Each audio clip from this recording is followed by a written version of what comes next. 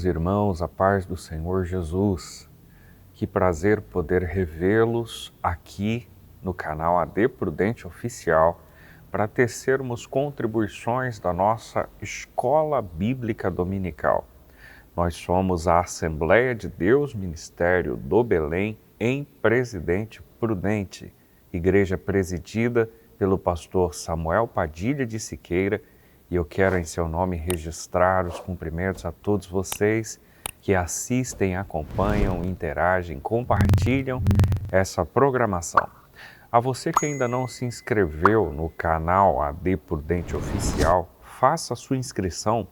A partir dela, você terá acesso a todo o conteúdo inserido nesta plataforma, tanto aos vídeos relacionados à EBD, como aos cultos, congressos diversos que são inseridos aqui e que lhe podem contribuir e lhe abençoar. E qual é o legado, qual é a base que temos para isso? A Bíblia mostra um Deus missionário. É o primeiro item. A Bíblia de Gênesis e Apocalipse é um livro eminentemente missionário. Você encontra de uma forma muito enfática a inspiração que parte de Deus. Assim como o Pai me enviou, eu também vos envio, disse Jesus em João capítulo 20. No Antigo Testamento, Israel foi um instrumento usado por Deus para alcançar o objetivo divino, mas Israel não alcançou.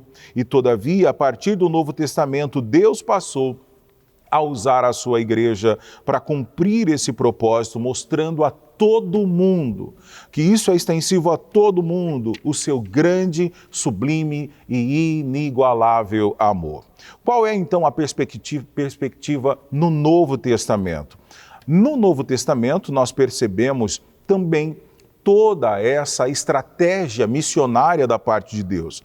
Exatamente pelo fato de Israel ter falhado no seu propósito, Deus organizou um povo, direcionou um povo, a Igreja de Cristo, para que ela levasse à frente o propósito universal de Deus em redimir o ser humano, em alcançar o ser humano. E por essa razão enviou Jesus para que todos nós que cremos nele, tivéssemos acesso ao Pai. Não por acaso, o missionário escocês David Livingstone, ele disse: Deus tinha um único filho e fez desse filho um missionário. E fomos alcançados por Cristo Jesus. A igreja, à luz dessa revelação, à luz dessa revelação bíblica, a de um Deus missionário nas páginas do Novo Testamento, a Igreja de Cristo tem uma tarefa ainda em andamento, ainda que progride, ainda inacabada,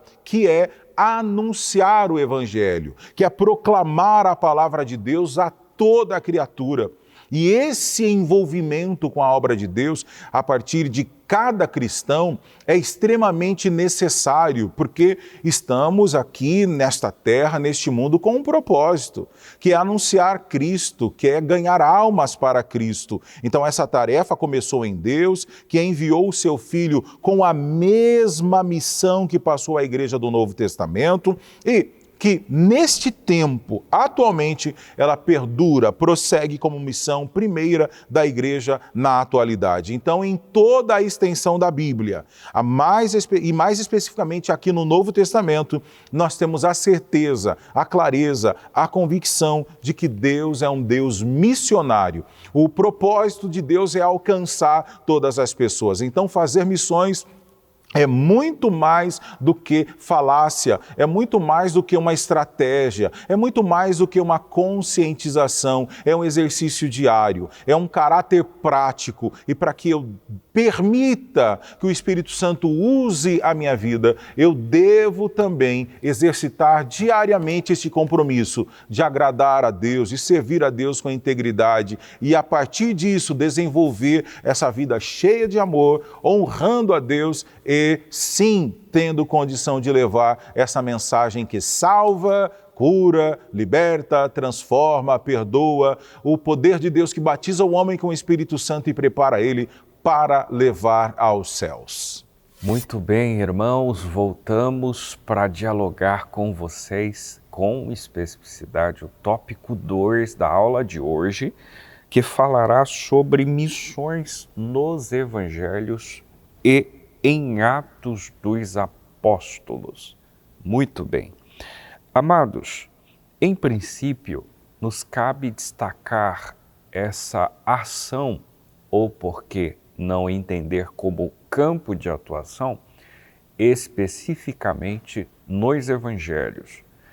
Se nos debruçarmos em ler Marcos, Lucas, João e o próprio evangelho de Mateus, estas figuras tiveram cuidados importantes em trafegar cada um dentro de um nicho específico, dentro de uma proposta e metodologia específica, a forma como Cristo se manifestara como evidentemente o primeiro missionário do Novo Testamento. Respeitosamente, a figura de João Batista ainda traz consigo resquícios veterotestamentários. A dinâmica, a liturgia, os métodos estão muito mais para o Antigo do que necessariamente para a Nova Aliança. Dessa forma, dentre vários outros depoimentos, é possível que convenhamos, que possamos convergir dentro de uma perspectiva muito parecida e entender que aquilo que Cristo manifesta e é relativamente descrito por estas figuras evangelistas, permita-me assim dizer, elas evidenciam a proposta citada pelo profeta Isaías no capítulo 61. É sabido por parte dos senhores que sobre Isaías houvera uma manifestação profética messiânica, isto é, o profeta em si é aquele que contempla dentro de sua literatura, que abarca dentro dos seus escritos um número altíssimo de profecias relacionadas ao Messias. A do capítulo 61, evidentemente, é uma delas. O Espírito do Senhor está sobre mim. Ou seja, o próprio Cristo revela isso enquanto vivera aqui na terra. E ele viera exatamente com essa metodologia. Pregar boas novas aos mansos, restaurar contritos de coração, proclamar liberdade aos cativos e abertura de prisão aos presos. Pregoar, sobretudo, o ano aceitável e a vingança do nosso Deus, além de consolar os tristes. Todos estes elementos, em algum momento do ministério de Jesus, foram nitidamente percebidos. Eu quero, de uma maneira muito sucinta, lembrá-los que, pensando por um viés missionário, lembrem-se logo que o Senhor Jesus é aquele que dá voz para figuras que eram lidas como escórias da sociedade. O Senhor Jesus dá um atendimento para uma mulher samaritana e os senhores muito bem sabem das ranhuras existentes entre judeus e samaritanos.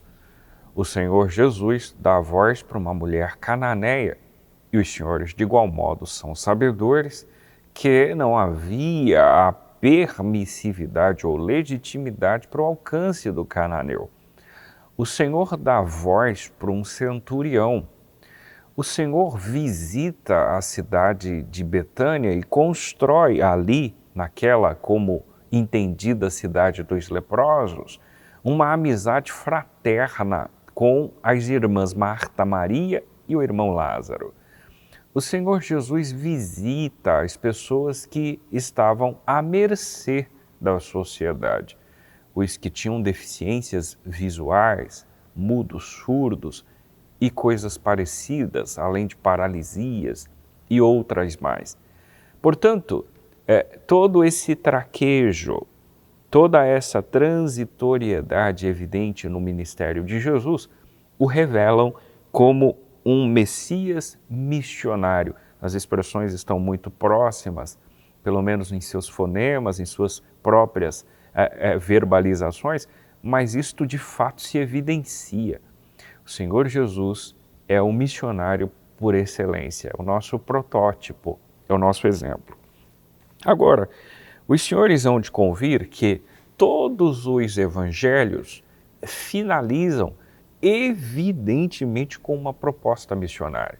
Você lê Marcos, capítulo de número 16, você lê Lucas, capítulo 24, você lê João, capítulo 20 e o primeiro, pelo menos na linha proposta no Novo Testamento, não necessariamente cronológica, Mateus capítulo 28, você se depara com uma mesma fala de Cristo interpretada por cada um destes evangelistas, a grande comissão. Portanto, a ideia da repetição nesse sentido é massificar a importância da missão para a igreja. Agora, num segundo momento, já não mais dentro desse nicho neotestamentário entendido como evangelhos, mas explicitamente no livro histórico de Atos, nós nos deparamos com algumas figuras preponderantes. Duas delas, em princípio, são mencionadas.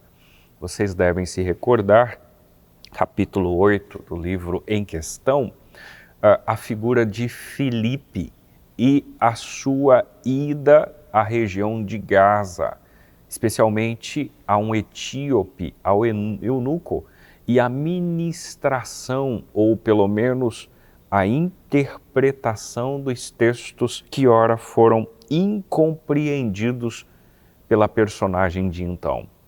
Felipe, com graça, esclarece-o, e a partir daquele ato, não só de esclarecimento, mas de convencimento, que são vistos no batismo, portanto, evidências de clareza, de consistência, de convencimento e conversão, são evidências claras de alguém que entendeu o propósito, saiu do seu próprio território, como o próprio Jesus havia dito no ato da ascensão, ser-me-eis testemunhas, olha o uso da preposição, Jerusalém, tanto em Jerusalém, como em toda a Judéia, em Samaria e até os confins da terra.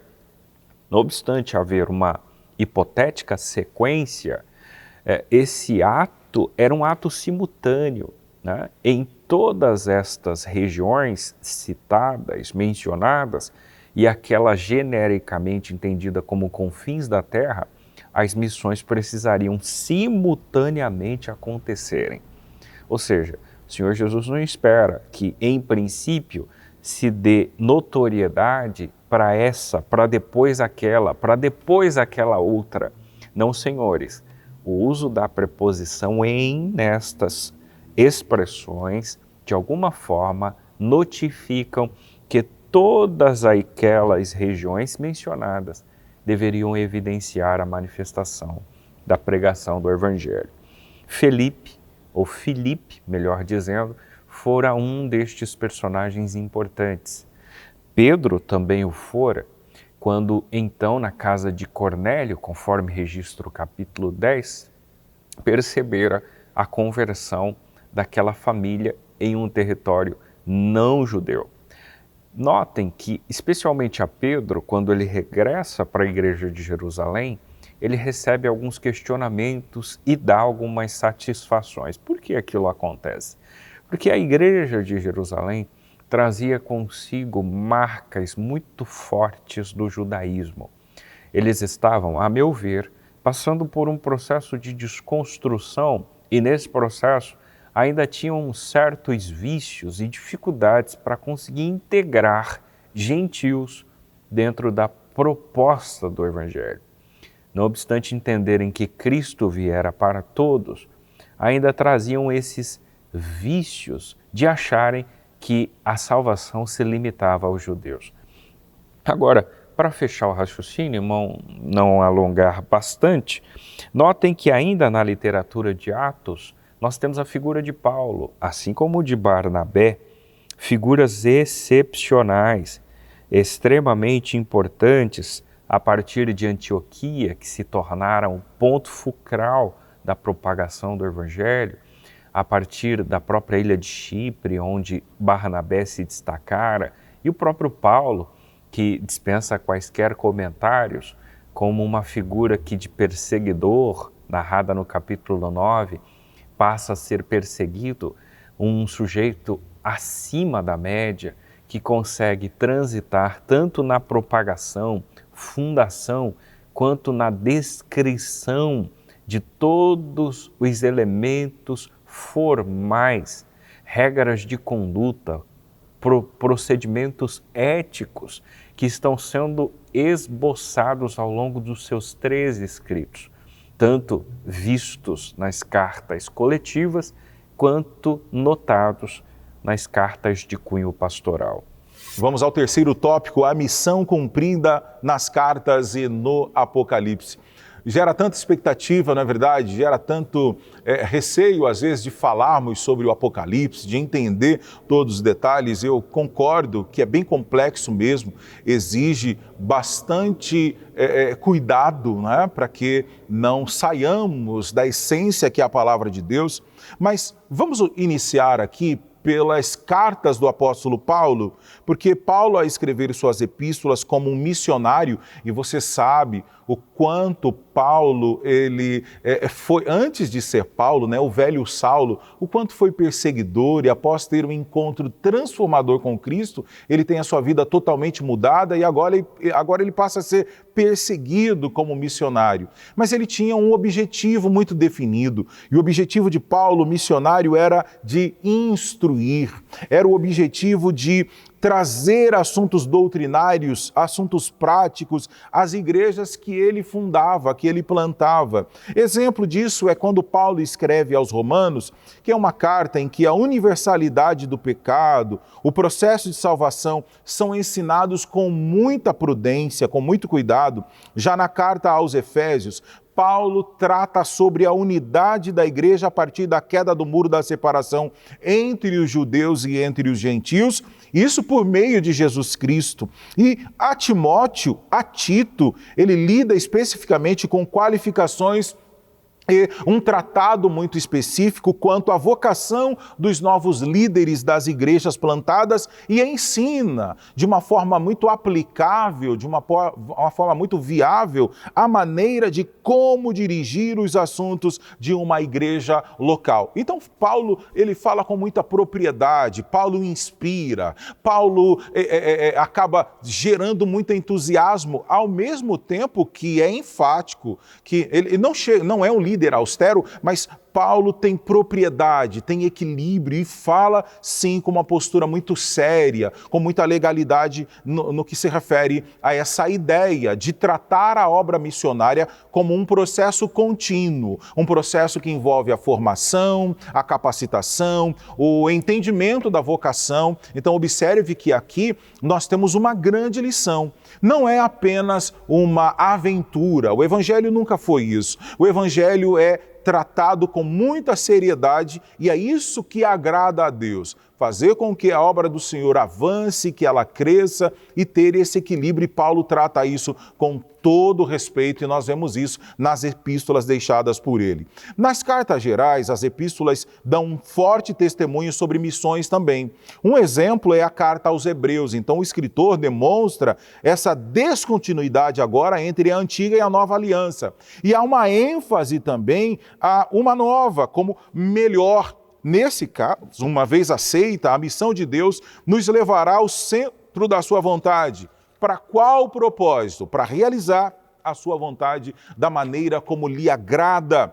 Na carta de Tiago convém a sabedoria prática. Aqui é também uma lembrança, uma cobrança, é um convite à prática e ao viver no Evangelho de Cristo em toda a sua totalidade. E, finalmente, as cartas de Pedro asseguram a nossa posição de povo de Deus e a esperança da vinda do Senhor Jesus Cristo. Então, se não houvesse um propósito maior, que é conquistarmos os céus, chegarmos à eternidade, não teria tanto valor. Mas por que o Evangelho tem tanto valor? Porque ele promove essa compreensão e essa responsabilidade também. Eu devo, a partir então da minha salvação, entender que uma vez salvo, preciso valorizar, reconhecer e viver o Evangelho todos os dias para que eu possa agradar a Deus e, com muito esforço, de uma forma muito coerente com aquilo que a Bíblia preceitua, conquistar os céus todos os dias. É a ideia, então, de nos preparar todos os dias para encontrar com Cristo. Agora, no Apocalipse, o Senhor Jesus revela ao apóstolo João a conclusão dessa longa e árdua jornada e o destino de toda a raça humana. Por exemplo, as 7 igrejas que estão localizadas lá na província da Ásia Menor, nos capítulos 2 e capítulos 3, devem ser vistas como igrejas missionárias, igrejas que são cristocêntricas, que trabalham nesse sentido. João relata que Deus se interessa pela salvação de todos os homens. Então lá nós temos muita clareza também sobre esse aspecto profético, mas que o cumprimento de todo esse aspecto profético também está associado a essa compreensão da igreja em prosseguir fazendo missões, prosseguir levando a palavra de Deus. Então, nas cartas paulinas, nas cartas gerais, no Apocalipse, está presente o propósito missionário de instrução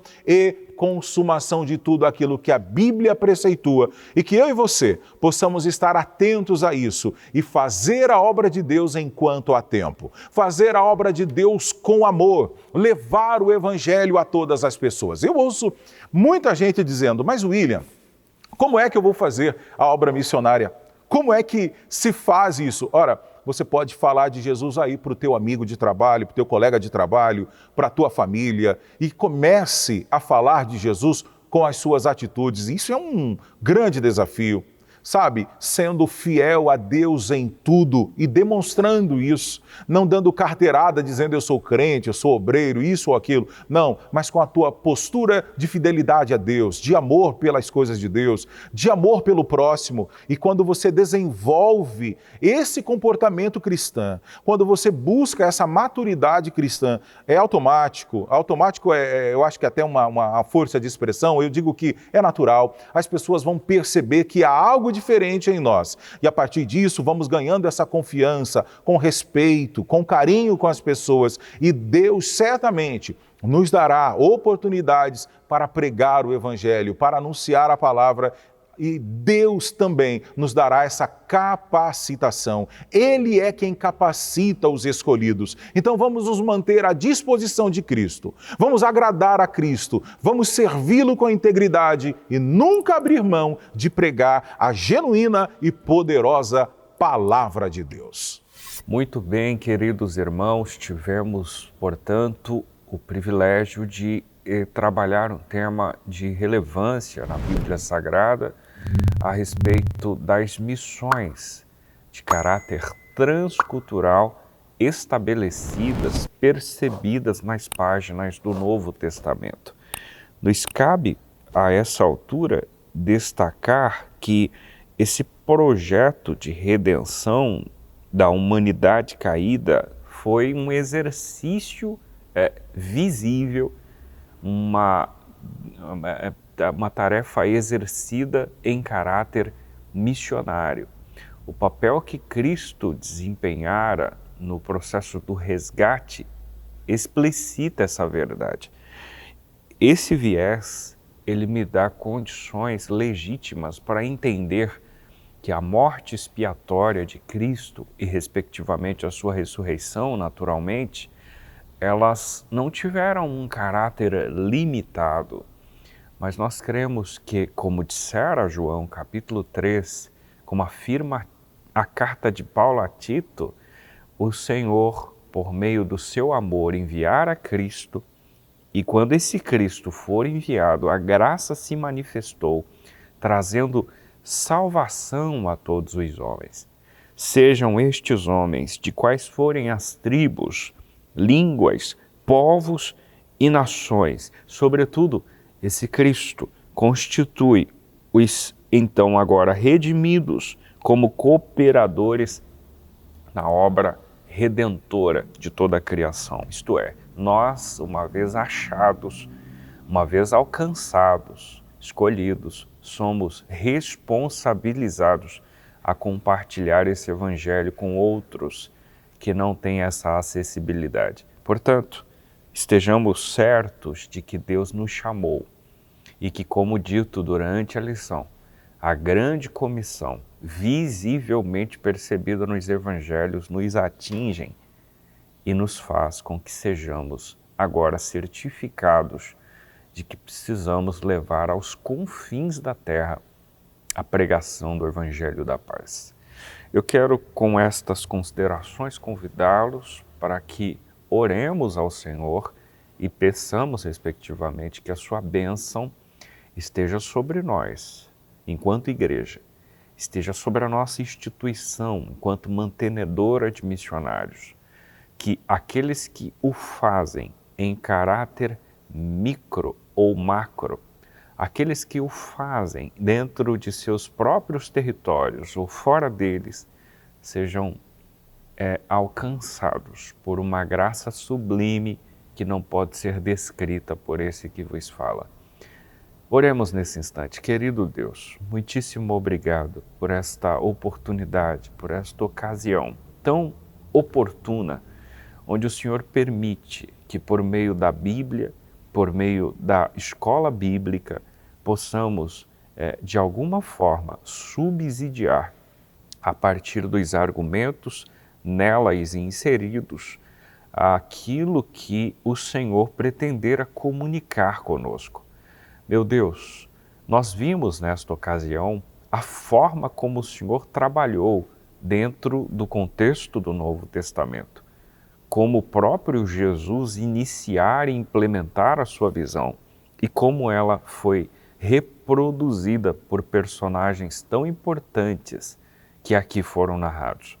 Assim como Cristo, assim como estas outras figuras, nos dê um coração inflamado por missões, nos dê sensibilidade pelas almas, paixão pelas almas, nos dê argumento, insira a palavra nos nossos lábios e que no abrir das nossas bocas, vidas sejam atingidas pelo poder do Evangelho. Isto nós pedimos a Ti em nome de Jesus. Amém e amém. Queridos, que o Senhor nos abençoe e, querendo Deus, nos vemos no próximo programa.